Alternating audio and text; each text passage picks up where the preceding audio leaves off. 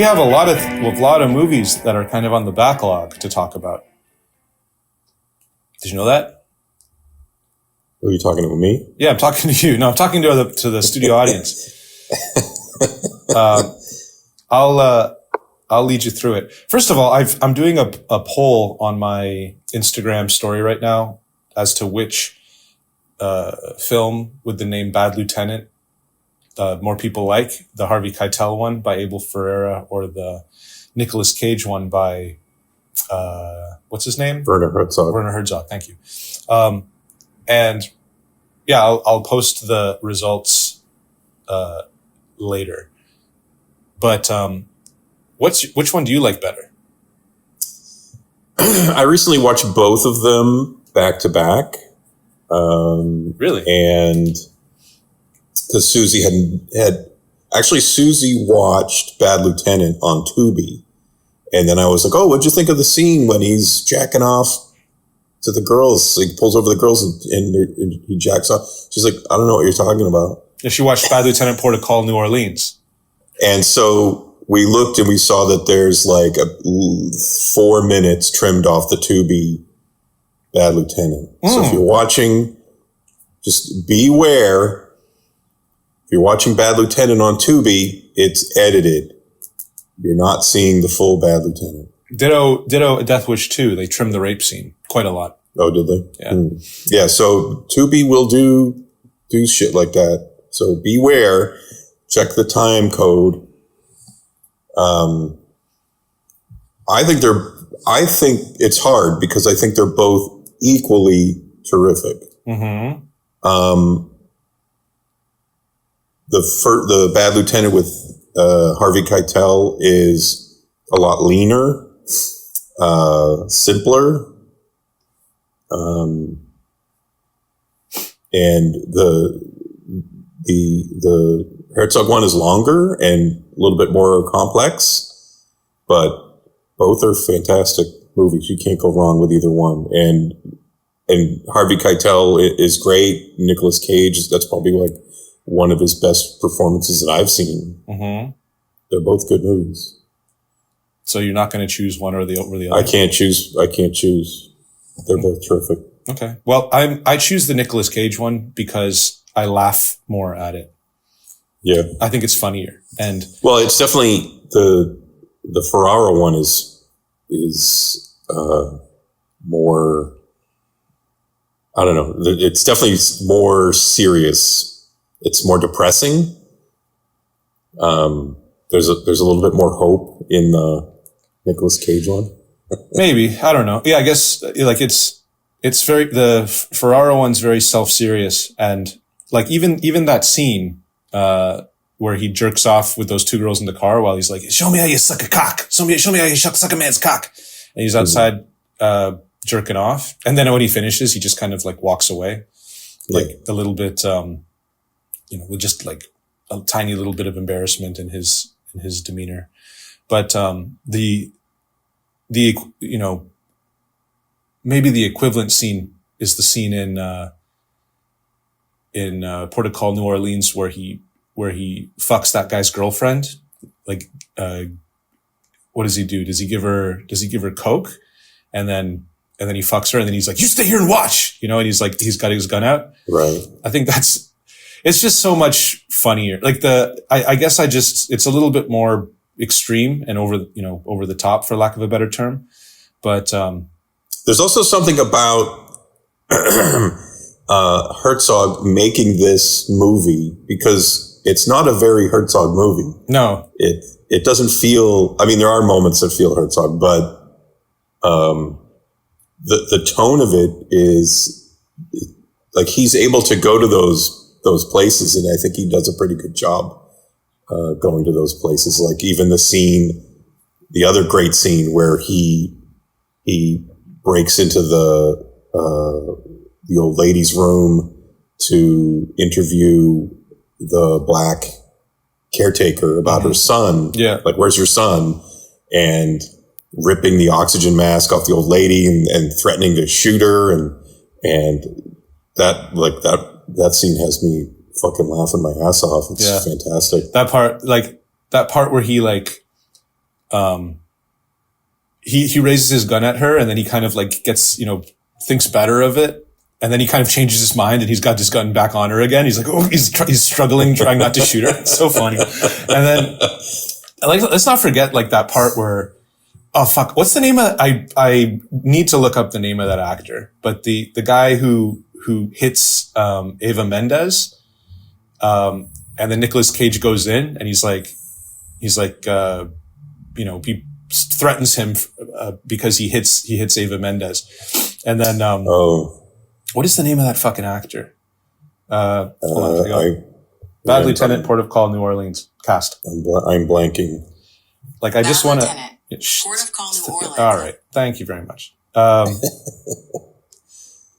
me just see the cast. What is his name? I don't want to leave him. Oh, is it Joey Pants? No, it's not Joey. It's not Joey Pants. It's Shea Wingham. Do you know who that is? No. He's this guy.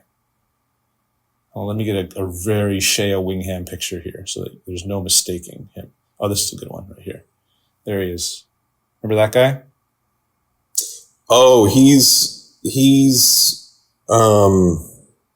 wasn't he in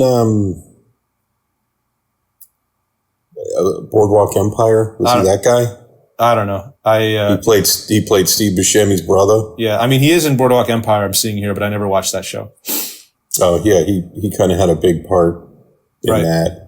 He actually kind of like it seems like a lot of those HBO shows like always just kind of cannibalize the same acting groups from other shows. Like you see like the same actors like go from Boardwalk Empire to the next thing. Yeah. You see a lot of crossover like between The Sopranos and The Wire. Yeah. So, I think he's like one of those HBO players. Right. Well, anyhow, that scene with him where Nicolas Cage comes in and like threatens him and the guy's just like, you made a big mistake. Do you know who my father is? And he's like, I don't give a fuck, who your fucking Wap Guinea father is, And he's just like, oh yeah, man. Oh yeah. It's just, look up, if you haven't seen the movie, first of all, watch that movie.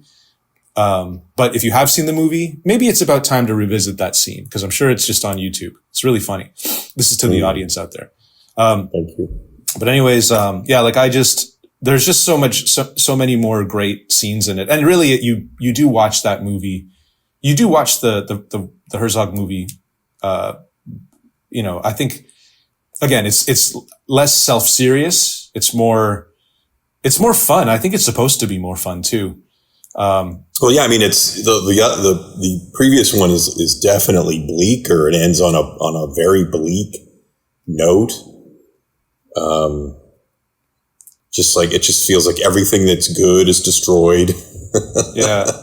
Everything that is bad thrives. It's a very pessimistic movie with a very downbeat ending. Right. Whereas, this one is not as heavy and it feels more fun. Like you get the sense that even though Nicolas Cage is a bad lieutenant, he's like everything he's doing is still fun. He's not like nude and weeping, in a crack house drug den. He's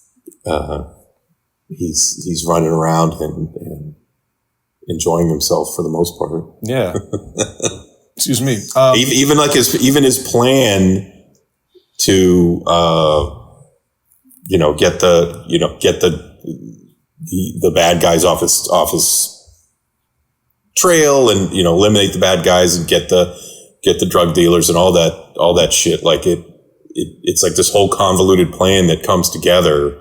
You get the sense that he's, even though like the fact that it all works out, you get the sense that he's enjoying the danger and the risk involved in what he's doing.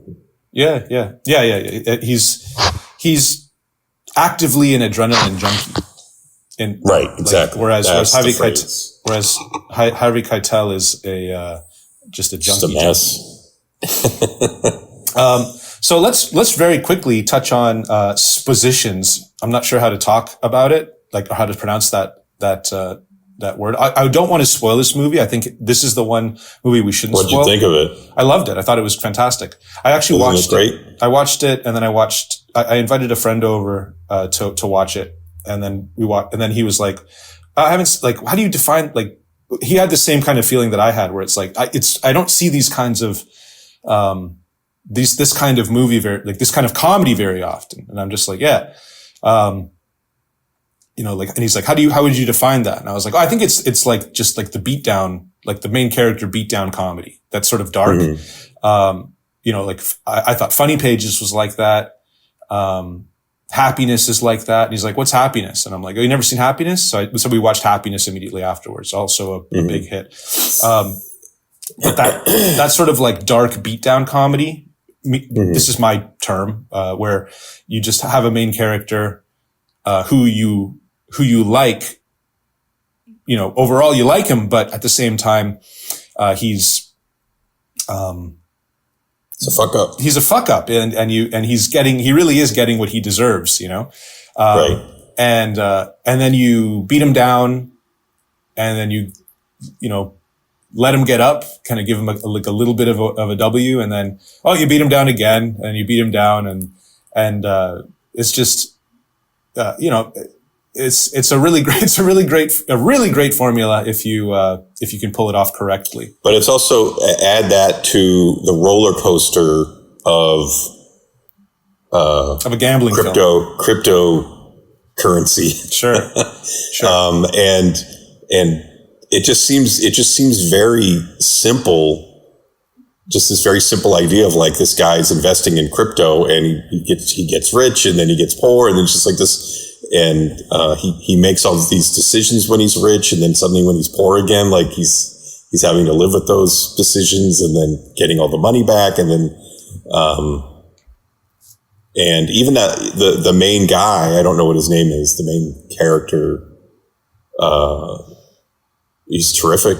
Yeah. I thought everybody in this movie was great. It really was like, it was just something that came out of nowhere. I'd never heard of it before.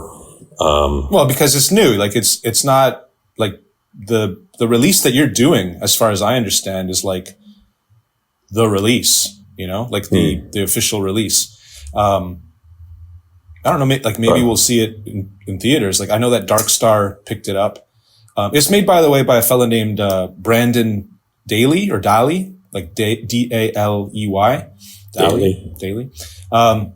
I actually messaged him. I said, "Hey man, I caught your movie, and I thought it was really great." And he was like, "Oh, thanks," And apparently, he told me also that he's going through exactly the same thing that I went through. Like after The Sadness, he's having all these meetings and stuff. And I tried to give him a little bit of advice because, of course, the things that I learned, I made by making bad decisions.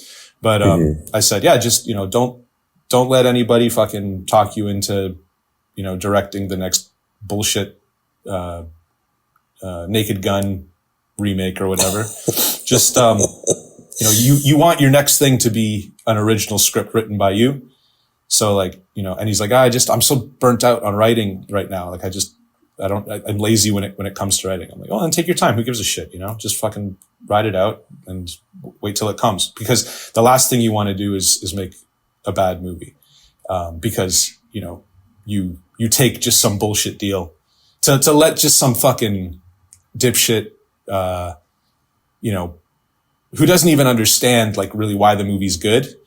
But they realize that other people like it, and they're just like, I want a movie that people likes, and then they, let's give them some property, like The Naked Gun, just for the sake of example. Right. Anyways, that's it. But, I don't want to spoil the movie too much. The movie is $, and then the word positions immediately afterwards. That's probably the worst part about the movie. Yeah, trying to tell people what the name of the movie is. I'm like, it's positions or $ positions. Yeah. Or well, actually, money positions. Like lowercase positions is actually a crypto term. It's actually a term. You look it up, and it's a lot of finance language. It's like, it's like setting parameters on speculative investments so that So suppositions is a real word. What? Oh, I mean, Positions? like Sposition seems to me like a real word. Although when I see it in a crypto context, it's spelt with a lowercase s and then a uppercase p. So it feels almost like something that, like a code word, like literally like a computer language word or something. But listen, who gives a shit? This guy has to sleep in the bed that he made. You know, he could have called it, you know, the world's biggest putts, you know, or whatever. Crypto nuts. But regardless, it's a fine film. You know, yeah, excellent movie. Anytime that you try to search it, it's like a fucking Ariana Grande album that comes up or something. Like, I think it's like she's talking about, which is also terrific. Yeah, she's amazing. She's talking about her fucking sexy sex positions, I guess. Is it Ariana Grande? Let's take a look. Yeah, Ariana Grande. Anyways, so yeah, if you happen to get a chance, if you come across this movie like in the coming months, you should watch Positions. What would you give Positions in an eggplant? I would give it 5. I would give it 4.5, 5 off for the inability for me to search the title. Yeah, I guess if I was going to take a point off, if I was going to take half an eggplant off, it would be because of the titles. Let's just give to explain. Let's give the kid 5. Yes. Okay, it's 5. It's 5. He deserves it. 5. He deserves it. For a low budget coming out of nowhere movie, it's a fucking 5. I mean, not to mention the fact that it's a comedy that is actually very funny. You know, very funny. Yeah, and it's disgusting. There's slapstick. It's got a lot going on for it. It's got a lot of heart. Great. Yeah. A lot of heart. Like you like give a shit about this guy. Like he's like a fucking idiot, but you care about him because he's like on the balls of his ass. He's got a retarded brother. You know, he's struggling. And yeah, it's like any of these types of movies, like The Gambler is another one, like those types of movies where like losing money, getting money back, losing it again. It stresses me the fuck out. Yeah. But I mean that in the best possible way. Right. That brings us to another film that I saw recently. The recent comparison that you could make to a film like that, to like The Gambler or to Positions, would be something like Uncut Gems with Adam Sandler. Mm-hmm. Yeah, that was another one.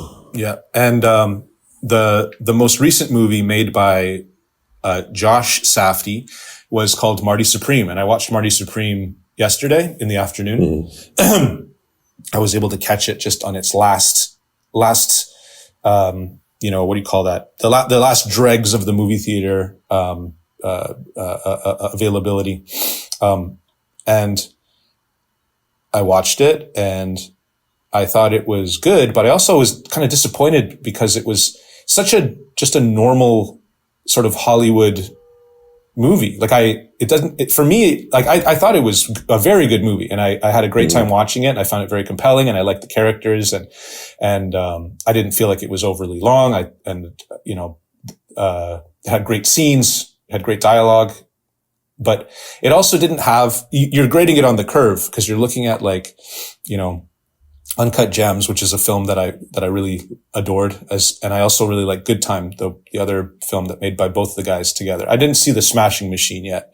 Yeah, I haven't seen it yet. Yeah, but what was missing for me from Marty Supreme was the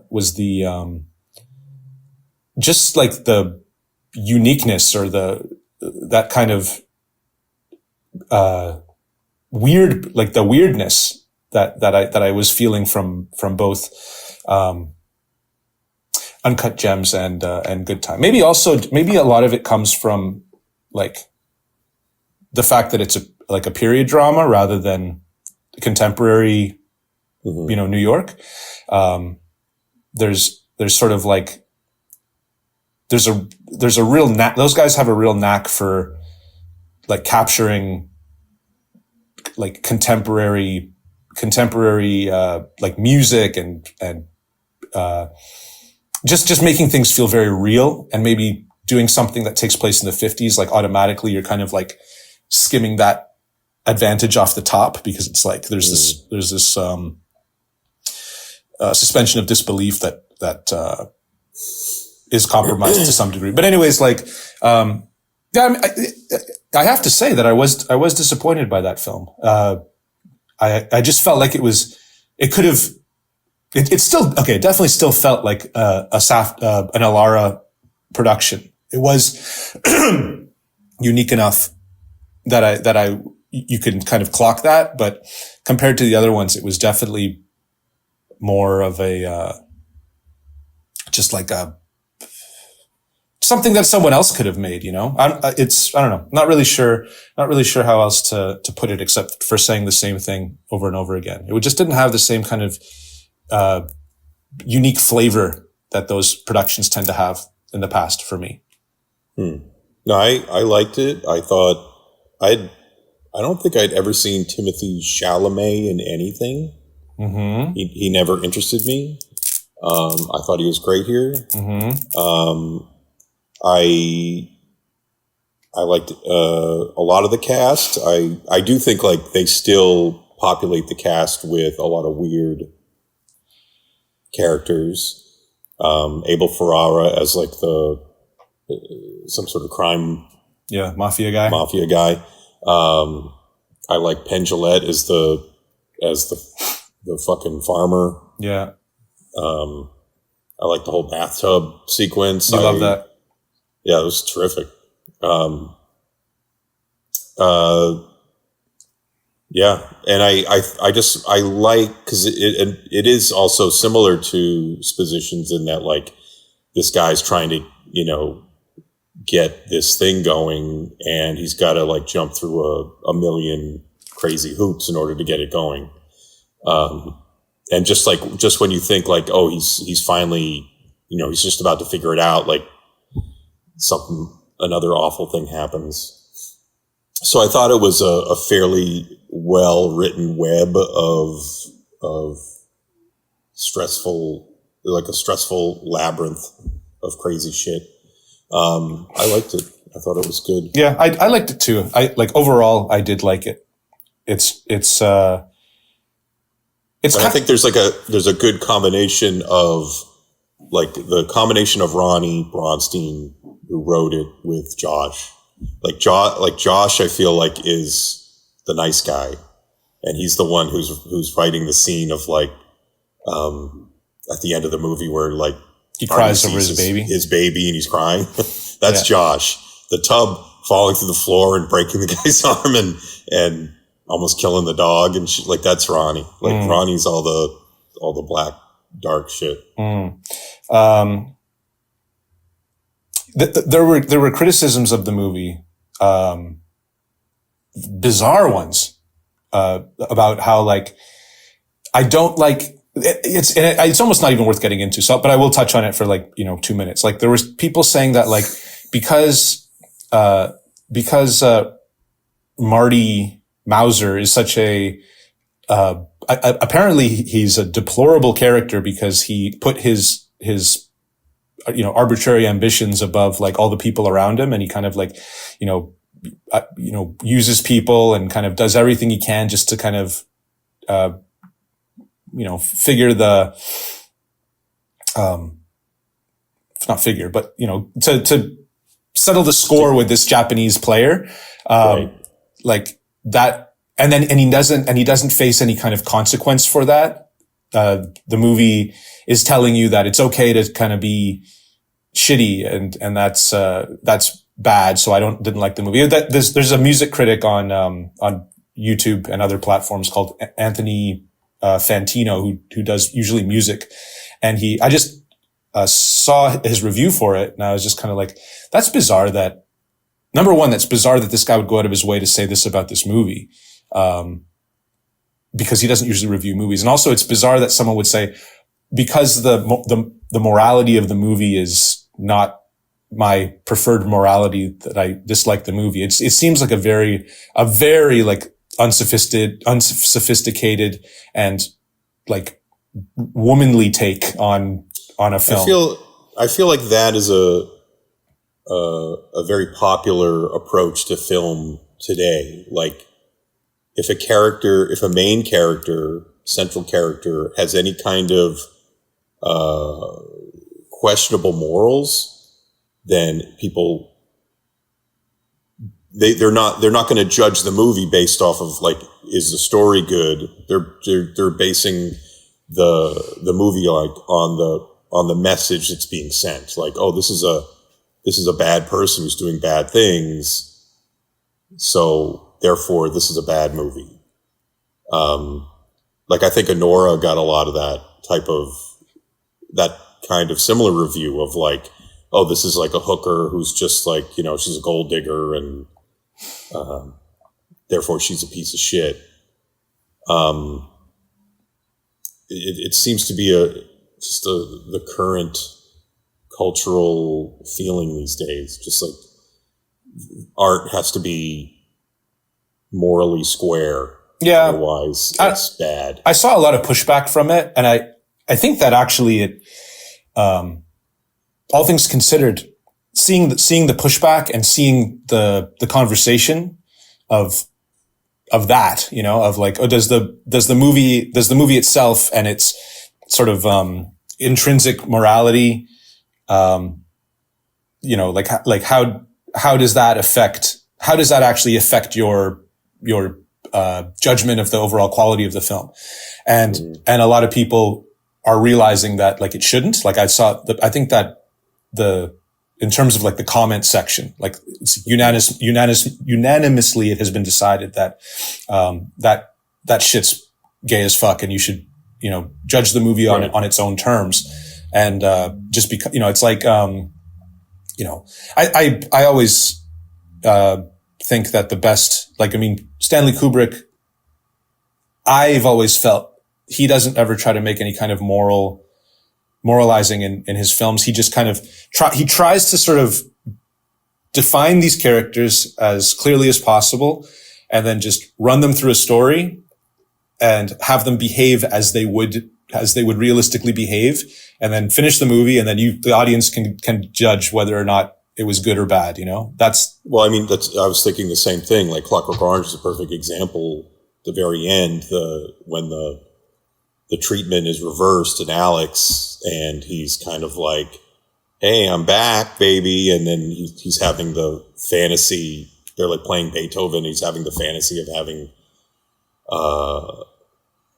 sex again with like a crowd around him watching in Victorian dress. Like that, like the morality there is like, okay, so this guy is a fucking criminal piece of shit, and he went through all this crazy stuff, but it doesn't matter because he's right back to doing what he wants to do, which is what he wanted to do in the first place. Right. Well, yeah, go ahead and finish your thought. It's not the job of the artist to tell a morality tale unless they want to. Your job is just to tell a story. Now, if your story, because the fact that like there's a story about a person who's a piece of fucking shit, and at the end of at the beginning of the movie and at the end of the movie, they're still a piece of fucking shit. And they're charming and they're interesting, to pretend like that's something that doesn't exist and we can't tell those stories is retarded. Well, I think that the artist's job is more than just telling a story. I think that they need to reveal something about the nature of humanity,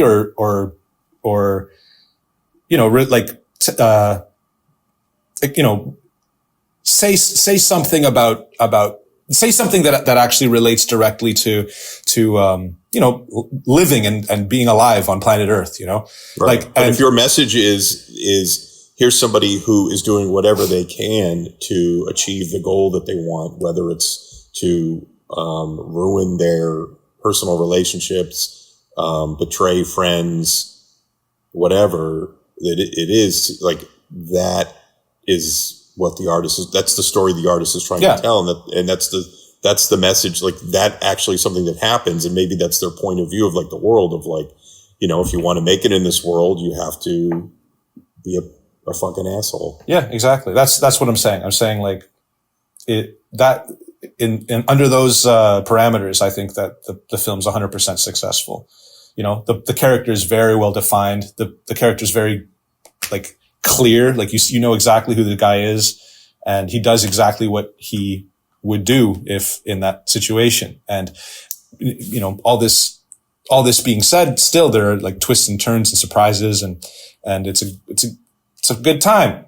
It's a good. One of my favorite books time. is Mutiny on the Bounty, and one of the things I like about it, it's 3 volumes.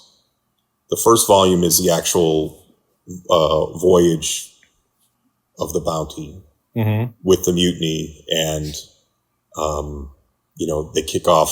they kick Captain Bligh off the ship and with 20 guys and send them into the middle of the Pacific Ocean. Is it Cook? Is that the guy on the Bounty? No, it's Captain Bligh and Mr. Christian is this guy who Fletcher Christian is the guy who runs the mutiny. Huh. But Captain Bligh in the first volume is the biggest fucking asshole. Like when they have that mutiny, you're like, fuck yeah, get this guy off the boat. Fuck him. He is an asshole. He is a piece of shit. He's like beating the men, denying them food. Like he's just an awful guy. So you read the whole story. It's from the perspective of one of the sailors on the boat. The second volume is the story of Captain Bligh in his rowboat in the middle of the Pacific Ocean with like his 20 men and Captain Bligh trying to like get to land, get his men to safety. And you read that story and you're like, this guy is a hero. The fact that he was able to travel 2,000 miles in the middle of the Pacific Ocean, he knew he was able to get to Australia, or New Zealand, something like that. This guy is a hero. You're just like, this guy's amazing. So that type of contradiction, I always find incredibly fascinating. That on one hand, somebody can be the worst person who's ever lived, but at the same time, to those guys on the boat who he saved, he's a hero.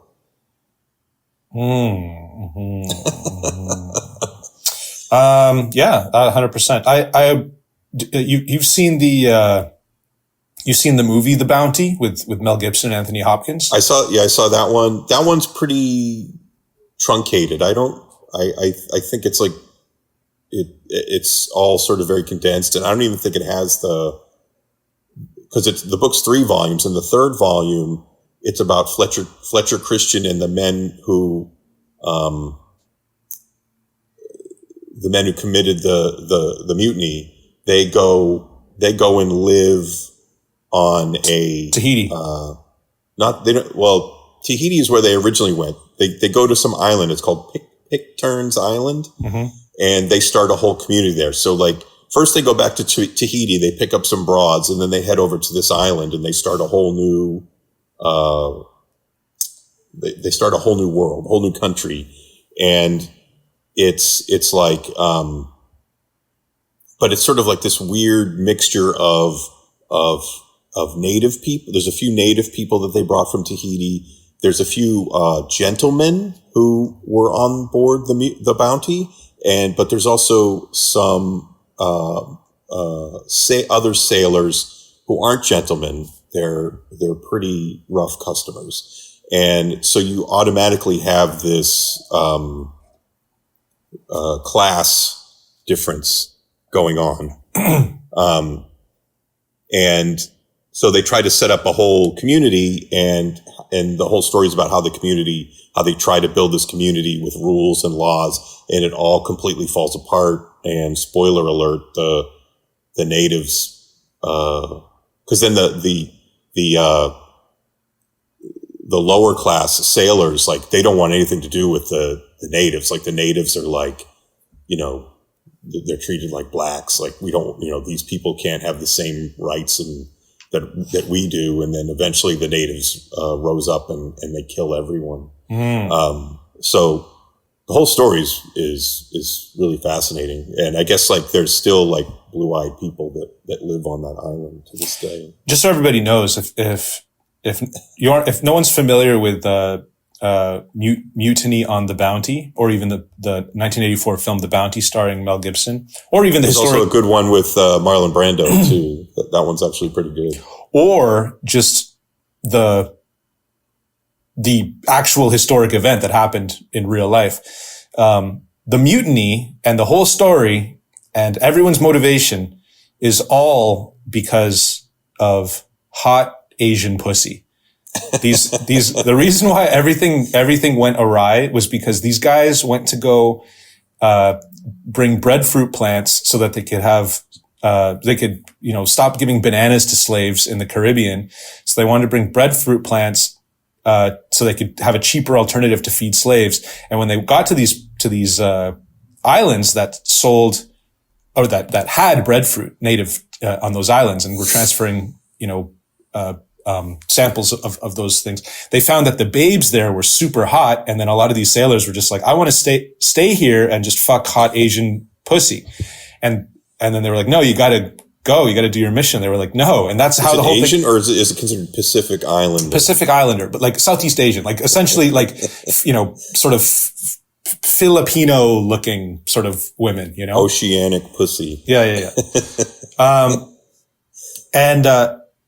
Just understanding that is, I think, very important to the whole thing. The whole thing was motivated entirely just by these guys just being like, holy shit, But anyways, so that's our little Wishbone segment, where we review a book. That's Johnny's Wishbone segment. Do you know what Wishbone is, by the way? No. It's like it's this like children's, like, I think it's like PBS TV show where like a little dog, it's like a, educational show, and this little dog will kind of try to generate interest in reading with little kids. Okay. So they'll tell you about a book. A Canadian thing. No, it's not Canadian at all. It's very American. It's just a younger person thing, not a old man thing. But anyways, let's move on to the next thing. We're just jam packing them. So that was Marty Supreme. What do you give Marty Supreme in terms of an eggplant rating? I give it a 4.5. Yeah, I'll give it like a 4, because it is definitely, it's definitely above and beyond the, like, everything else that I've seen in the theater.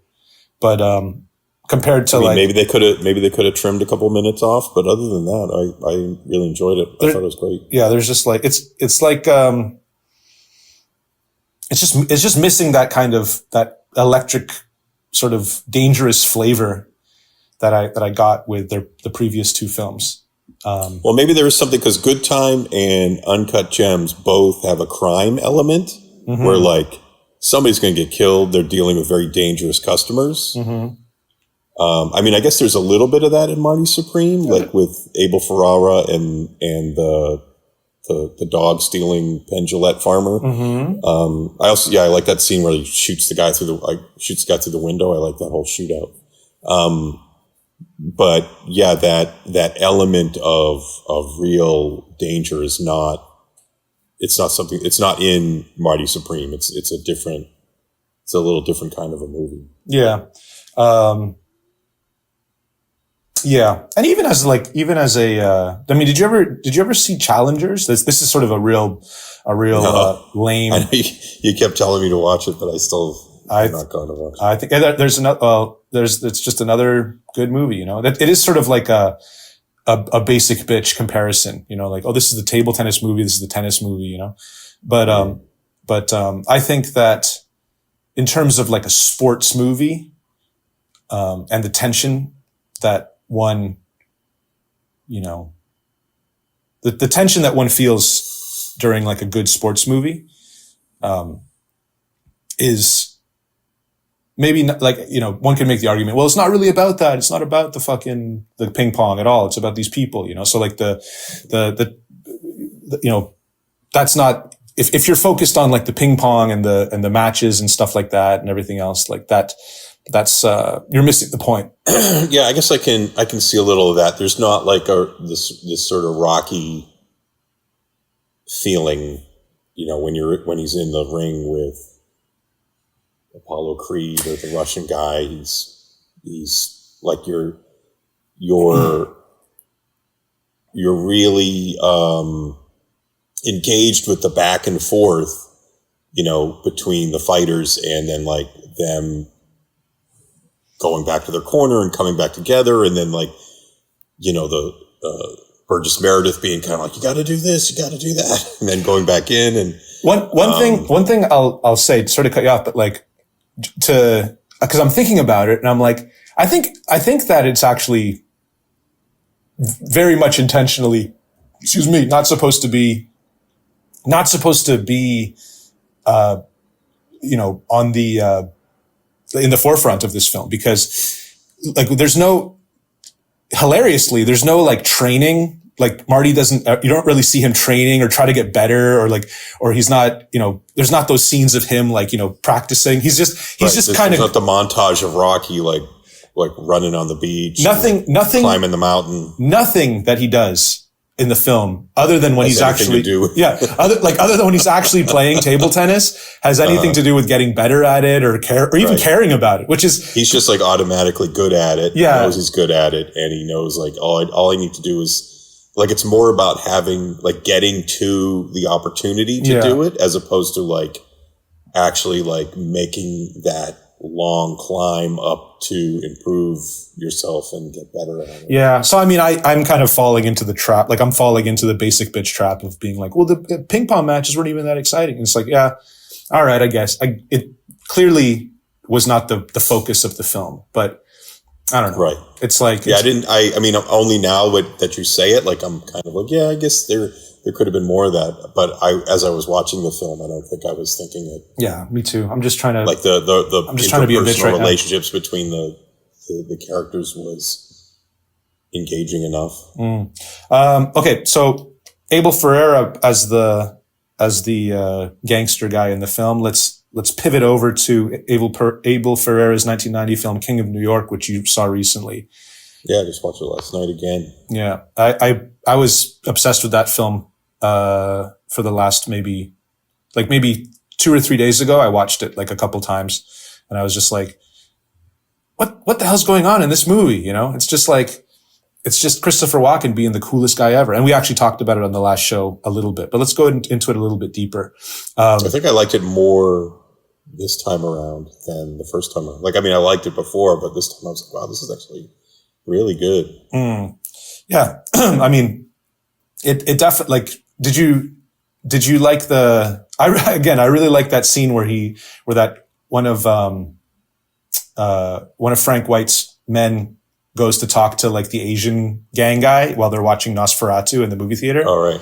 And I took note of that. And then I also noticed that like when they kill him, they hang him from the ceiling like a vampire bat. Yeah. I really think that Abel Ferrara thinks that Asian people are vampires. I don't remember. I mean, I'd have to rewatch China Girl, but I don't remember that being a trope in China Girl. Well, maybe he changed his mind. But it works here. Yeah, I like it. I like how Asian people are supernatural creatures in the mind of Abel Ferrara. But yeah, I mean, also that clip, if you go online and you have, and you go to YouTube and you look for, like best moments of Abel Ferrara's commentary on King of New York, it's very, very funny. He goes, like, cause he's getting so excited, like that part where, Lawrence Fishburne gives a briefcase to the guy early in the film, and he opens it up, and the guy has there's a bunch of tampons in the briefcase, and he's like, "What the fuck is this?" And he's like, "It's for the bullet holes, puta!" Like, and then boom, boom, boom, he starts shooting him. Abel Ferrara like says it along. He's like, "It's for the bullet holes, puta!" He starts laughing, and then every time there's like a woman on screen, he's just like, "Oh, look at this piece of ass! Oh, mommy!" And then he's like, and then he sees. Anytime he sees Steve Buscemi, he starts laughing. He's like, "Look at Buscemi in the background." He's laughing at him. And then, also like, he's just loving. He's like, Christopher Walken comes down. He's like, look at this guy. This guy's the coolest guy in the fucking world. And then there's that part where he's in the shower. He's like, we had the whole crew come out for this one. What's going to happen when the water touches his hair? Watch what's going to happen when the water touches his hair. And then Christopher Walken puts his head under the water in the shower. And he's like, look at that. Look at that. There's smoke coming off of his hair. And it's just like, this guy's awesome, you know? But anyways, oh yeah. Also early too, when they're in that brothel and the guy's got his hand on that woman's ass. He's like, look, he's got his finger right up her fucking ass. He's such an awesome dude. He doesn't give a fuck, no filter. He just says it. If he feels it, he says it. Good old Abel Ferrara. You gotta think what it's like, you know, being like working with him on a film, you know, like I'll bet you that he's just always, you know, kind of just like full of energy and very positive, laughing at everything. He seems like the kind of guy who's just laughing all the time, you know? Mm-hmm. And that's a great way to be, actually. Like if you're laughing all the time. I read his autobiography that just came out recently, and it was okay, but I was feeling like, I don't think he probably remembers a whole lot. Maybe somebody can write an autobiography about Abel Ferrara that might be more, might have some more exciting stories in it. Yeah, well, a biography, not an autobiography. Right, biography, sorry. Because an autobiography is written by the person, just like autoerotic asphyxiation. But anyways, yeah, I mean, what is there to talk about in King of New York? I mean, my favorite scene, I like the scene in the subway where he almost gets robbed by those guys. And then he says, come see me at the Palace Hotel.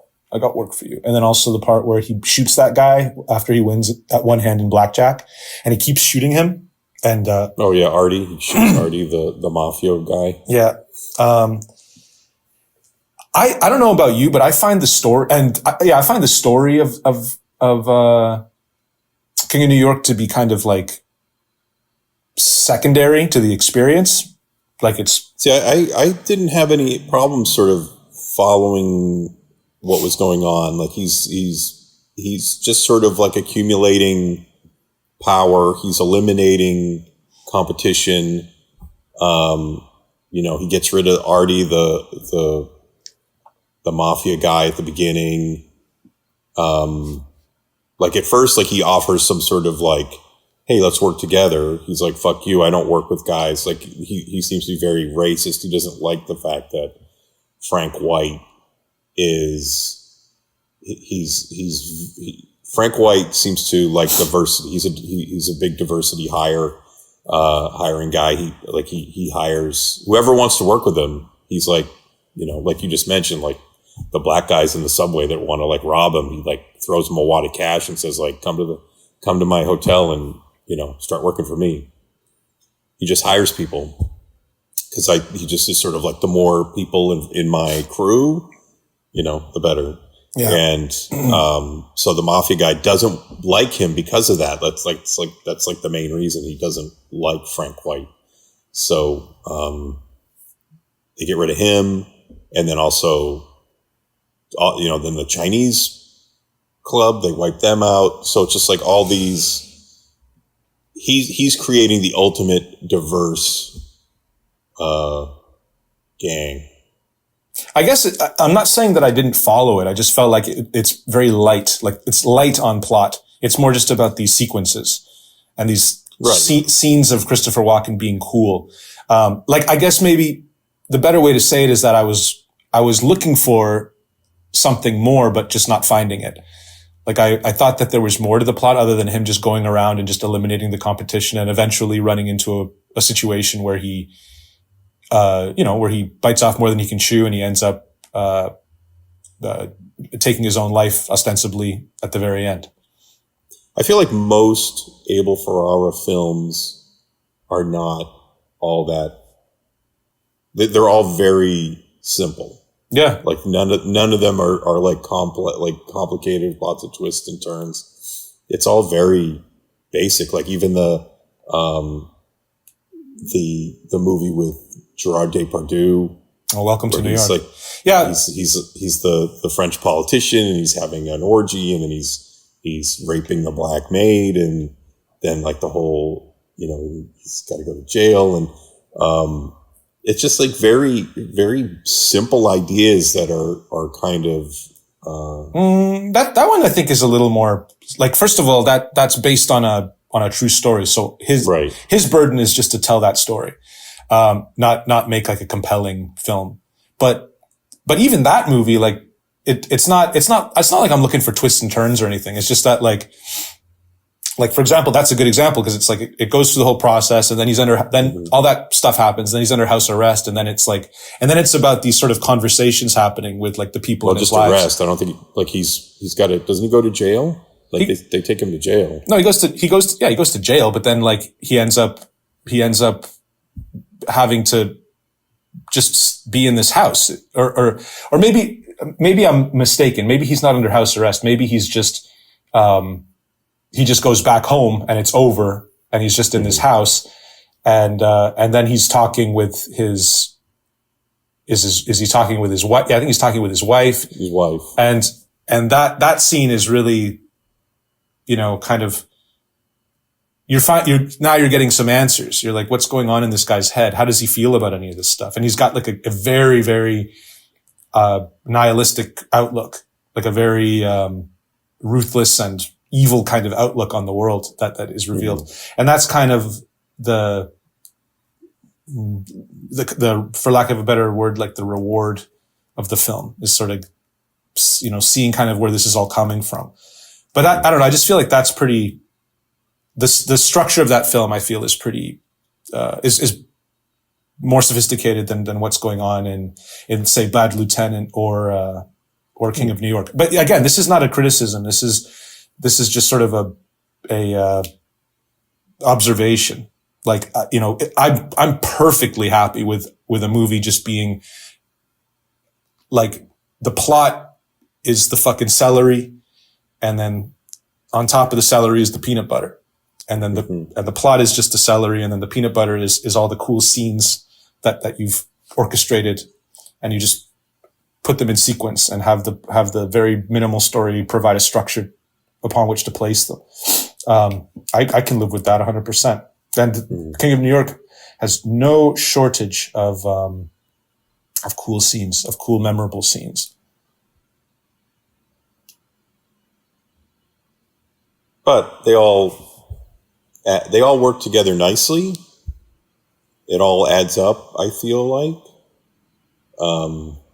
And also, what's his name? Morpheus is great. Mm-hmm.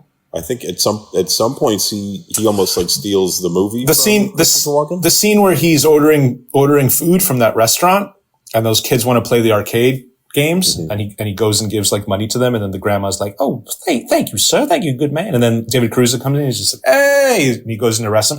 That part where David Caruso spits in his face, and then he takes it off his face and eats it. Licks it. Yeah, it's like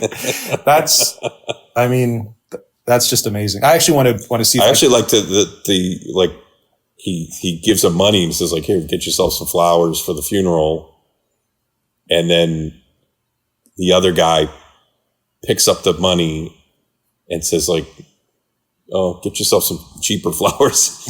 So he doesn't have to like give him the money. Right. That was also, and he pulls his pants down and shows his ass. Yes. That was good too. Excellent.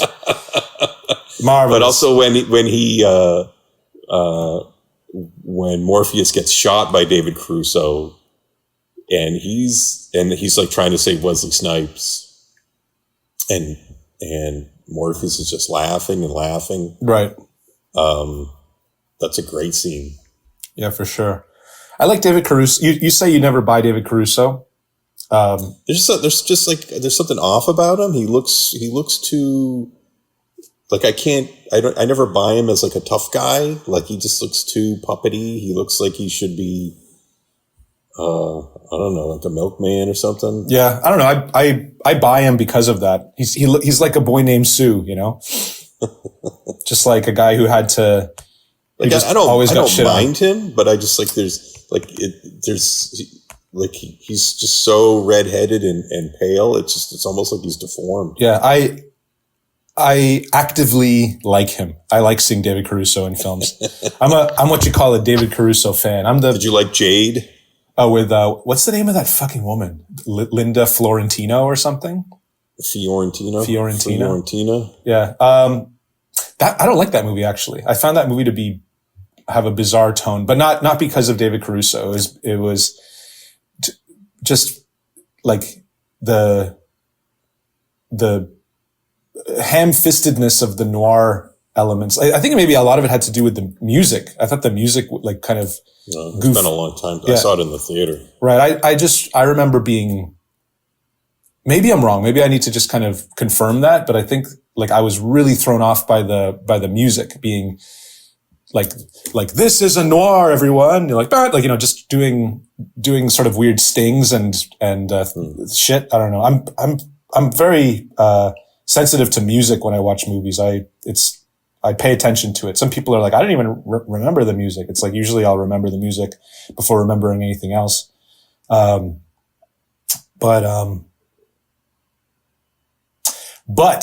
that brings us to, the final film that we'll talk about today. This is maybe perhaps anticlimactic. Oh, but, what do you give King of New York in terms of a rating? I give it 4. I give it 4 eggplants. I think that I give it also 4. I was going to say 3.5, but then I kind of reconsidered, and I think I would recommend that movie. And there's just something about it. There's something just like really cool and stylish about it that I liked at the end where the cop chases him down in the subway, and they're on the subway car, and he's got the fat black lady hostage. All right. And so it's like this showdown, and he's like, basically like, if you try to come at me, I'm going to blow this lady's brains out, because that's what I have to do. And he's kind of like, you understand what I'm talking about? And he's like asking the lady. Yeah. Like, you understand what I'm talking about? Like, I can't let this guy get away with this. I'd have to shoot you, right? And she's like, yeah, I understand. Yeah. She was like a very understanding hostage. Right. Did I send you that video of that off-duty cop in Chicago who like stops 3 guys from beating up this one guy? And then, and she manages to succeed. These 3 guys leave. And then, she's kind of consoling the victim. And then all of a sudden the guy lunges for her gun. Like, he's like, give me the fucking gun, bitch. Did I send you this video?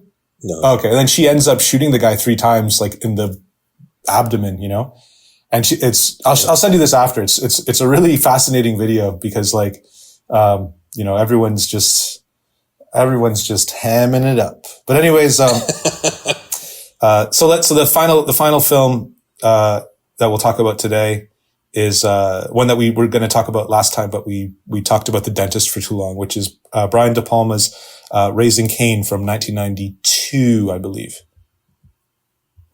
Let me see. RAI, Raising Cain. And we're not talking about the chicken finger restaurant, everybody. We're not. Chicken finger? Isn't that what Raising Cane's is? Oh, that's just called Cane's Chicken. Oh, really? I thought it was called Raising Cane's. I think it's just called Cane's. When did they change that? Hold on. I don't know. Chicken, and then I type in Cane's. It's called Raising Cane's. Oh, okay. Well, yeah. You know better than me. Well, I mean, I've never even eaten there. It's pretty good. Yeah, they have the sauce, which is probably just like mayonnaise and French dressing. Mayonnaise and more mayonnaise. Mayonnaise left out in the sun. But yeah, hold on a second. Let me look. There's a sign here. Oh yeah, I mean, Cane's is prominently featured in the logo, but very clearly it says Raising above it. I never noticed the Raising. You need to pay more attention. You're glancing at it and you're just like, yeah, I got it. I don't need to look any longer. So yeah, Raising Cain. The restaurant was inspired by this movie. The restaurant was actually inspired by this movie. The guy who founded the movie was like, looked at John Lithgow and And he saw that part early in the movie where John Lithgow sneezes boogery powder into that woman's face. And he was like, I need to make a sauce like that and feature my entire restaurant around a boogery sauce. Just imagine that the powder is the special seasoning, and that woman's face is the chicken. That's right. And that's how they make the chicken over Raising Cain. Yeah, I remember seeing this movie like when it came out on video. My friend had it on VHS, and I watched it, and I thought it was like, I didn't realize that it was sort of, I had no idea who Brian De Palma was. I think this was the first Brian De Palma film that I saw, to be honest. And, and I thought that this was a honest to goodness, like legitimate thriller. I think that now there is sort of a tongue in cheek, quality to it. I've said before that I feel like it's almost like a parody of a Brian De Palma movie. Yeah, I can't imagine like watching this movie without having seen all the other movies, because this movie is almost just like a combination parody / greatest hits of all his other movies. Yeah, it's funny, and it makes you kind of think, like, just how just different people are coming, like different people are coming into your work randomly at the wrong time. Well, just at different times. At the exact wrong moment. I don't know. I mean, what else is something like that? Like if I saw Raising Cain, if that was my first De Palma movie, I think I would probably be more hesitant to watch his other movies. I don't know if I would be I wouldn't say I would never watch them, but I think I don't know if I would be as eager to watch them. Nah. Or as interested. Nah. Like if the first Sam Raimi film you saw was like The Quick and the Dead, Yeah, I probably would not have any interest in anything that he did. But like basing those two, like, or looking at those two streams, I don't think Raising Cain is a bad movie. One iota. I don't think it's a bad movie at all. I think it's fun, and it's okay. Yeah. But I feel like it suffers from, like, it doesn't really even know what it is. Mm-hmm. It just like the main character, it's very schizophrenic. Sometimes they meant to do that, man. That's the point. Like sometimes it feels like it's supposed to be a parody of, like, De Palma's parodying his own films, and then other times it feels like, no, this is very serious. Sometimes it feels like he's doing an homage to things that he did other places. Mm. Well, okay. So we can actually, this is the one that we should probably just go a little bit into depth with. It stars John Lithgow as, what's his name? Carter something. And he's got a wife played by Lolita, Davidovich. And she's got sort of like this affair going on with the guy from Scarface, Stephen Bauer. And we find out early in the movie that this guy, John Lithgow, is like a weirdo. Like he's this weird sort of effeminate guy who spends way too much time with his daughter, but not in a sort of a sexual pervy way. That's not the way it is. It's more like he's playing more of the mother role. Yeah. He's got in the relationship, and then he's also like he is supposed to be a doctor, but he's not. He quits his job to take care of, basically to be the mommy, to be a full-time mom, but his wife Lolita she's the one who's still working. Mm-hmm. As an oncologist, by the way, which factors somewhat into the film. So she's actually, in the more masculine role in the relationship. Yeah. So early on in the movie, Lolita Davidovich has an affair with Stephen Bauer, just like near a playground, like in the woods. and they're fucking in the park. And then, John Lithgow, the audience can kind of see that it's him, but she kind of doesn't. She just sort of sees like this flash of somebody. And as far as the movie is concerned, she's just like, who was that? But we all know that it was him, which is maybe a flaw in the movie, because we're all ahead of her, like we're kind of like, how come you don't know that he saw that? Because we saw that. How come you didn't see that? So they could have, it could have been done in such a way where you just see kind of like someone do something, like something move, like the flap of a jacket, the flap of the jacket or something, like gets taken away by a hand, that's a misstep. That's a mistake, I think. Regardless. One of many. Yeah. Then, no. That's actually a mistake. That's actually like an easily rectifiable error that could have been changed in editing. I can think of others. Like what? Well, I mean, not to get ahead, but the pickup truck at the end with the enormous sundial. Yeah. That is parked in a motel parking lot that is just, the guy is just backing it up, driving it forward. Like he's trying to he's just like going back and forth in the parking space. Yeah.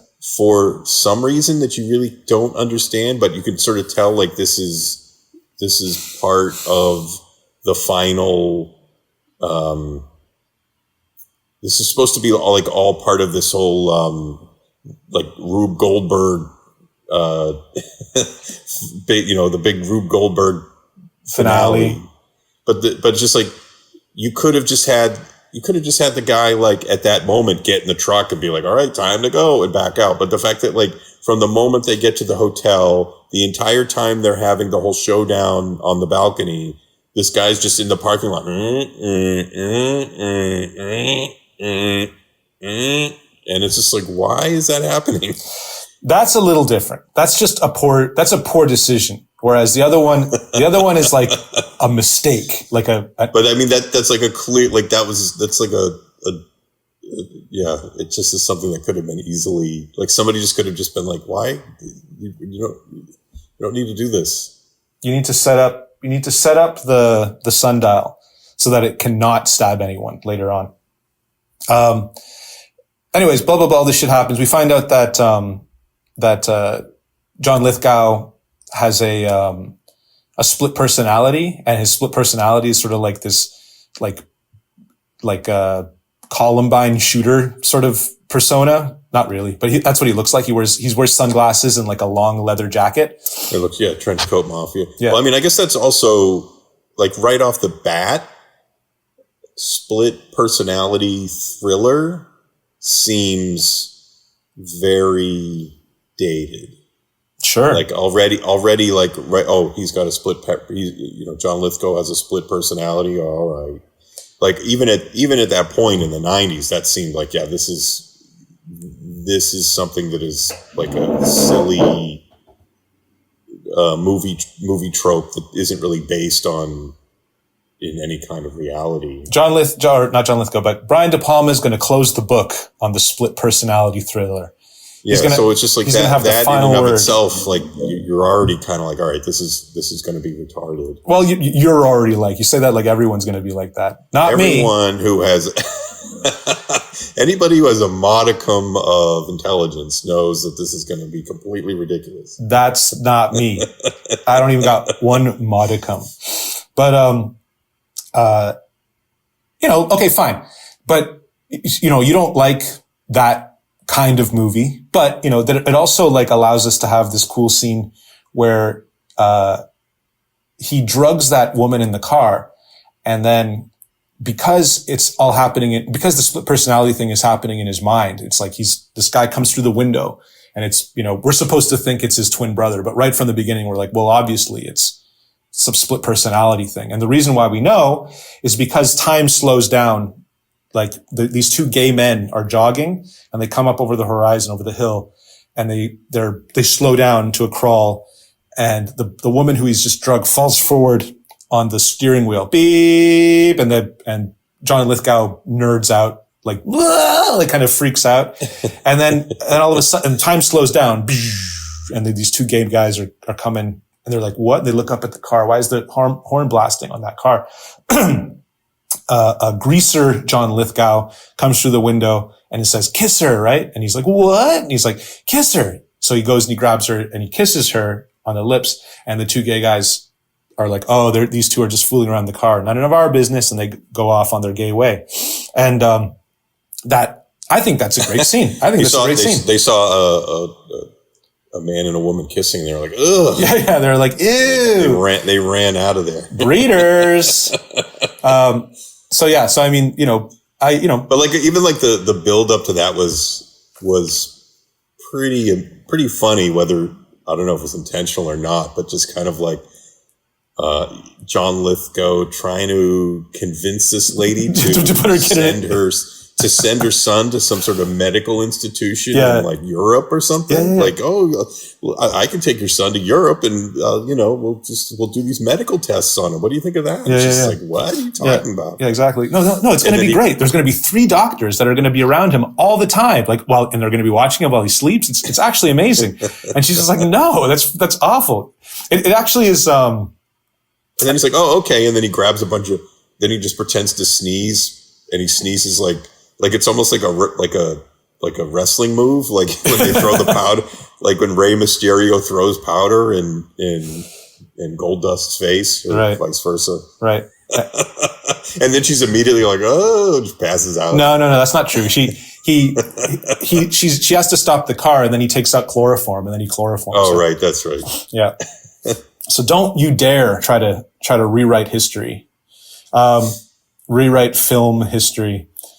So that happens. And then what are some other like kind of notable scenes? There's a lot. The best scene in the whole movie is the hospital. When, and it's still like a kind of a bizarre scene that, I'm trying to explain it. So like the Lolita Davidovich, it's sort of like a flashback sequence about like how she and her lover Scarface's friend. brother got together, and how they met while they were in the hospital, and this guy's wife was on her deathbed with some kind of cancer, and they're sort of all chilling out in the wife's hospital room while she's completely like passed out from probably medication and probably just having cancer, and they're watching the Dick Clark New Year's Rockin' Eve on the TV. Dick Clark, America's teenager, and they're watching the ball drop, and and it's like, oh, and they're all like, Happy New Year, like while the fucking the near dead wife is on the bed, and then like they look into each other's eyes, and then they start kissing each other. Yeah. And then I can't remember who noted, like maybe is it Lolita who kind of like looks over the shoulder of the guy and sees what the way that it's done, the way that we notice first, the audience notices, because you see the reflection in the TV in the dark area of the Rockin' New Year's Eve broadcast. You see her shifting in her blankets or whatever. And then the music comes in to alert you to that. And then indeed, I think actually I can't remember who notices first. Probably her, actually. That would make more sense. I think it's her. Yeah.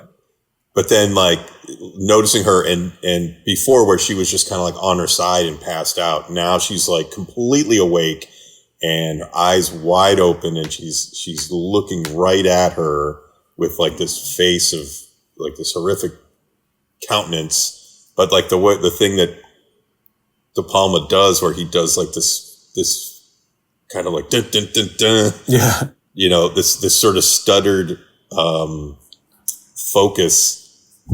What do they call that? Zoom. The zoom, right? It's like stuttered zoom into her face. Very effective. Yeah. Like just like really striking. It's like, and then it goes, boo, like then like her heart stops, Right. And then so they they basically kill this woman because she sees them kissing, having an intimate moment. It's too much for her to bear. She drops dead. Right. There's also like a lot of stuff in this movie where like something will happen, like a big chunk of the movie will happen. There's a whole thing where like she has two gifts, and one of them is for her husband and one of them is for this guy, this Stephen Bauer, Scarface's friend. And she mixes them up and she accidentally gives his gift to her, and she actually gives the husband's gift to the affair guy, and then there's the whole thing. Fortunately, they're both clocks. right. So it doesn't really matter. Well, but there's a card. There's a handwritten card. Right? Yeah. And then she goes to get it back, and then she ends up like driving into this statue that has like a horse guy with a lance pointing down, and then she drives into it, and then she wakes up, and then she's like, and she goes and she checks the drawer, and she sees that, I haven't misplaced or I haven't mixed up the presents at all. They're fine. But then that kind of makes you question how much of this was a dream. That's kind of one of the things that was like, from at the beginning, I was thinking like, oh, well, how much of whatever's coming from her perspective, like I felt like, well, maybe she's a little bit out of it because she's like, mixing up the presents, and then she's having this whole dream of being impaled by a statue of a knight. So she seems to be a little bit unreliable, as like I thought like the movie was going to deal a lot more with that. Like I thought she was having some sort of mental issues, but then that's sort of like put aside fairly early. Yeah. There's also the part where John Lithgow is disposing of her, and it's a full-on recreation of a scene in Psycho. And it's like, even with the car stopping. Yeah. And the light. And then going and continuing. Well, but she does, the one twist is that she wakes up and starts to scream and yell at the end. That's significant. But, in any case, yeah, that is, I mean, like what's going through, De Palma is not a simple man, like what's he thinking here? Is he laughing? Is he giggling as he's doing this? Is this funny to him? Is this a joke? Is this a parody? I think it is. I don't think it's anything. It could be anything other than that. But then you get like, the whole setup of that, psychologist, and she's got like this dark wig, and she's like, well, I am wearing a wig right now. I look like a transvestite. And then it's entirely, as you said before, you're like, this is entirely just a setup so that someone can steal that wig later, so that John Lithgow can steal that wig later. Well, everything about that character was just like purely convenience, right? Like exposition. She satisfies the, she fingers him as like, oh, that's the son of the guy that I used to work for in like, for whatever reason, this like Viennese, professor just happens to be at the police station in buttfuck United States, like wherever. She's just hanging out. And then she notices that like, oh, this is the son of the guy that I used to, I was a collaborator with in Europe, and that guy was crazy. And then also the fact that she's just for some reason wearing a wig, that also is convenient. So then John Lithgow can recreate his performance from World According to Garp. Yeah, or he can get into drag. He really looks like a pretty terrifying woman, but a convincing woman, but just a very terrifying woman with his big, weird rectangle-shaped head. In Garp, it's like he's clearly a man in a wig and a dress, but there's something. It's not necessarily played for like big laughs, but there's still something kind of, it's still amusing. Like I'll just say that, like seeing him in Garp dressed as a woman and saying like, I used to be the quarterback for the, the football team, for the Patriots, and now I'm a woman. Mm-hmm. It is slightly funny to hear that and see that. It's not funny to me at all. I think that if he made that decision with his life, then it's all more power to him. I'm talking about when this movie came out when Garp came out in like 1984 or whatever it was. That's no excuse, Johnny. That's no excuse. And now it's dead serious. Yeah. It's no joke. Francis, but so like when I see it now, it's like I'm still thinking like, oh, there's the guy from Garp. Yeah. Well, Frances Sternhagen is that actress, that I guess European doctor character who worked with John Lithgow in Old Makeup's assistant or student or whatever. She's also in Misery. Remember the last time I talked about Richard Farnsworth, who's the sheriff in Misery, and then the wife is actually this actress. So it all connects. It's all part of the 6 Degrees of Public Figures podcast. But when John Lithgow, I think it's pretty cool, that whole bit where John Lithgow steals the wig, and then when he's leaving, what's her face? Lolita Davidovich. Is that her name? Mm-hmm. Yeah. He sees John Lithgow looking at, he sees John Lithgow from above, from the top sort of, second level. And then he's walking through the foyer of this fucking, building of the police station.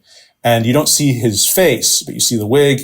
And then later she gets a bag of groceries and then she's holding it up and you don't see her face, but you look down and you see his big John Lithgow feet in the elevator. Mm-hmm. And you don't see his face, but then eventually you do see his face at the very end when she goes, there's a whole thing at the end where the little girl runs away and she, everything's over, all's well that ends well. And then she goes into the woods to collect her little girl. And when she bends down to collect her little girl, there's the John Lithgow in drag behind her. And that's the first time you see it. And I remember the first time I saw that when I was a young boy, I was maybe 11 years old. I thought it was shocking. I thought it was terrifying. I thought it was absolutely terrifying to see. Yeah, I like that gag better, like in that slasher movie, which I think is much earlier than this one. Yeah.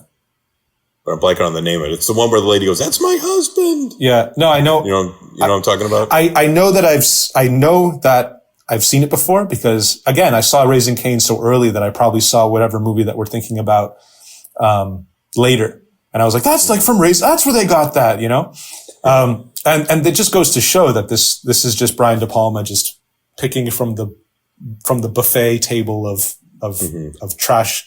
Well, not trash. Psycho's not trash, but of let's say genre or pulp cinema. Wait a second. No, you know what it's from? It's from fucking Tenebrae. It's from Tenebrae. Well, which movie's first? Tenebrae or Raising Cain? No, the one that I'm talking about. There's like some slasher movie, the one where the lady's like, "That's my husband." That one does that same gag. It's sort of like, it's like a woman's in her house and you, like, she's in the foreground and she like bends over to do something and then the guy's like right fucking behind her. It might be. I mean, all I know for sure is that exact same thing happens in Tenebrae, Dario Argento's Tenebrae. So maybe it's that. I mean, there's no drag involved in that. It's just she bends over and reveals like the guy behind. Right. Sound off in the comments if you know if there's another movie. I'll have to figure out the name of that. It has like a fairly generic slasher movie title, so I'll have to see if I can track it down. But yeah, if you know the movie I'm talking about, sound off. Butcher Baker Nightmare Maker. No, that's not it. I don't know. I always hate that title. I hate it so much. That's a good movie, though. Yeah, it's not bad. I actually met the people who produced that when I was in Seattle. The very old bunch. They were so surprised that I knew about it. They also produced Class of not 1984, not 84, but Class of 1999. That's what they produced. Oh, that's a good one too. Yeah. But anyways, yeah, that's Stacy Keach and Pam Grier. So what do you give Raising Cain? Yeah, it's kind of silly, and I feel like a lot of these things that he's doing are he addresses them better in Dress to Kill and Blowout, Sisters and Blowout and like everything else he's done. So I'm going to say 2.5, 2.5. But I mean, yeah, there's like a couple of moments in it that are kind of fun, and but it's silly, and yeah, I mean, I wouldn't rush to go and watch this thing. This is a 3.5 for me. This is a great piece of work by the master De Palma. I think that it's just him having fun, letting his hair down and just kind of doing some goofy stuff. And, you know, I think that he's a little too goofy. I think he's giggling through this movie, and all the way to the bank. He's goofy, all the way to the bank. Raising Cain was just a smash success. Let's take a look to see how much money Raising Cain made. Go down here. Raising Cain. Let's take a look at this financial gross of Raising Cain. $37 million off of a $12 million budget. Definitely worth the hassle. Pino Donaggio returns to do his soundtrack. Who's laughing now? You know who produced this movie? Israel? I mean, kind of. Gail Ann Hurd. Do you know who that is? I don't know that name. Really? You don't? She produced like The Terminator. She produced Aliens. She produced The Abyss. She used to be married to James Cameron. And then in 89, she left him. And then she married Brian De Palma in 91 and was with him. Weird. Yeah. Damn, she's like a director fucker. Yeah, she's a definitely director fucker. I think, she's the sort of the one that wields the power, I think. You know, she's getting these movies made. Maybe these directors are just going and just eating the fucking... Get over there. Yeah, get over there, just lick the hell out of this woman's pussy. You could be husband number 3. Yeah, well, no, she's married to Jonathan Hensley, married in 1995. What did he direct? He's a writer, and he wrote Jumanji, Die Hard with a Vengeance, Armageddon. So he's like so he's a genius. Yeah. Well, you know, hey man, do not turn your nose up at Jumanji. I don't think I've seen any of those. Oh, he directed the Punisher, the 2004 Punisher. I remember seeing that with my sister. I'm trying to remember which one. Is that the Dolph Lundgren one? No, that's the Thomas Jane one. I don't know if I saw the Thomas Jane one. Yeah, it's not good. It's like, I remember watching it and being like, this isn't so bad. And then I watched it again and I was like, oh, this is not good. I remember the Dolph Lundgren one was better than I thought it was going to be. Yeah. Because I really was expecting a piece of shit. Yeah. And then there was another one after the Thomas Jane one with some British dude, which I actually kind of liked. But yeah, I never saw the Thomas Jane one. I never watched the TV show either. Yeah, I never saw the TV show either. I just didn't.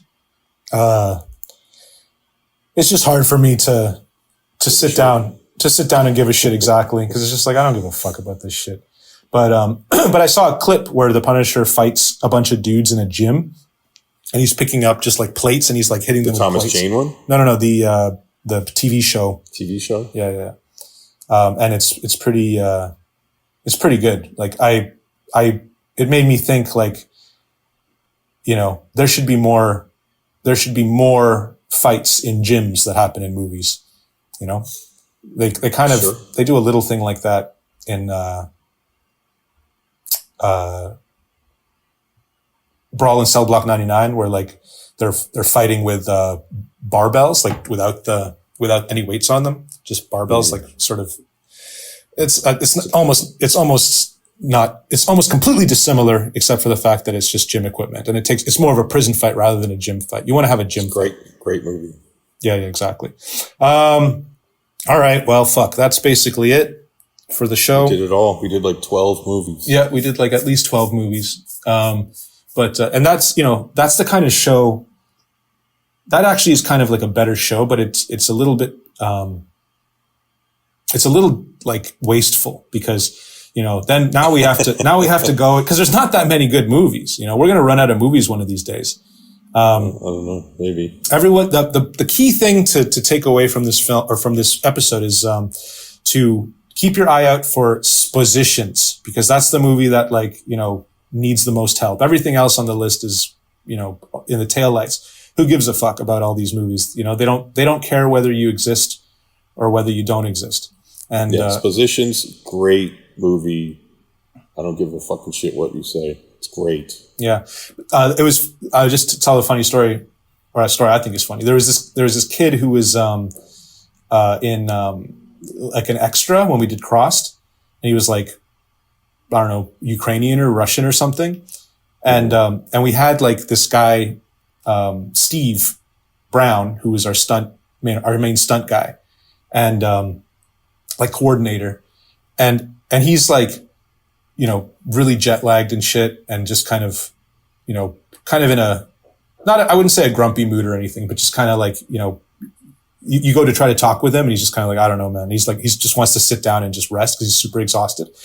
And then, and all these fucking, extra guys are just hanging around, and they're like, oh, so, who are you? Like, they don't know who the guy is. And he's just like, oh, I'm just, the stunt coordinator. And I go over and I decide to sort of exacerbate the situation. I'm like, this guy right here is the real fucking deal. All right. This guy, you know what he came off of? He just came off of doing a little film called Avatar 3. You ever hear of that fucking movie? Avatar 2 and 3. It's this fucking guy right here. You ever hear of that movie? Yeah. Thank you. Like, I'm just going like that, like smiling and kind of like grabbing him by the shoulders and kind of just being a little bitch, or not being a little bitch, but being a little shit is more like what I was doing. And then, rat. Yeah. And then the Ukrainian guy goes, he's like, oh, I actually never saw that. And I'm just like, man, shut the fuck up. You never saw it. Who gives a fuck if you saw it? You know how much money that number 2 made fucking $1 billion. Number 3 is going to make $1 billion too. With or without you. Who gives a fuck if you saw it or not? How dare you fucking say that to this guy? Like with him in earshot. And Steve was laughing. Anyways, it's just funny how someone would be so stupid as to say something like that. Like, oh, I never saw that one. It's like, who, like, to be that, like, it verges upon solipsism, just like, give me a fucking break, like, there are people out there doing big fucking things and you're just some fucking Russian retard, showing up for a cattle call casting to put on goofy makeup and run down a hallway. God damn it. If that Russian guy is listening, you should be ashamed of yourself. Fuck you. Disgraziad. Fuck you, buddy. Anyways, that's it. That's the end of the show. Thank you very much, everyone. Goodbye. Bye.